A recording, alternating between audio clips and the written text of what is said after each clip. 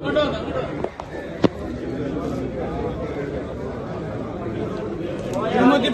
കോയാജി.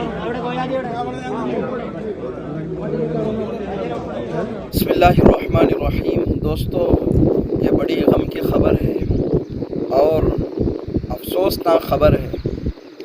आप जो वीडियो देख रहे हैं ये केरला का वीडियो है। एक मस्जिद में इमाम को निकालने के ताल्लुक़ से दो जमातें बन गई। एक जमात चाहती है कि इमाम रहे और दूसरी जमात चाहती है कि इमाम ना रहे। तो अब ये झगड़ा बढ़ गया, यहाँ तक बढ़ा अब तीसरे लोग आकर इमाम के ताल्लुक़ से फ़ैसला करने लगे। इलेक्शन हुआ, बाकायदगी से वोटिंग हुई। उन लोगों की तादाद ज़्यादा थी जो इमाम को रखना नहीं चाहते थे और वही जीत गए और वहाँ से इमाम को सुबकदोश होना पड़ा।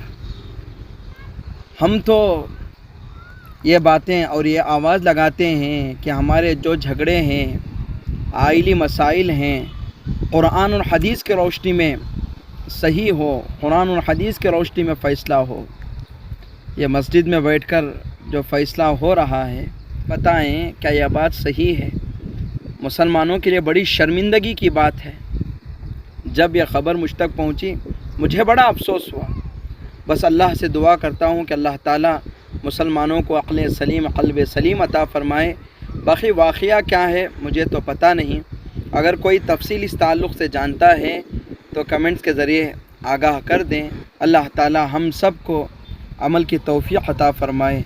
आमीन।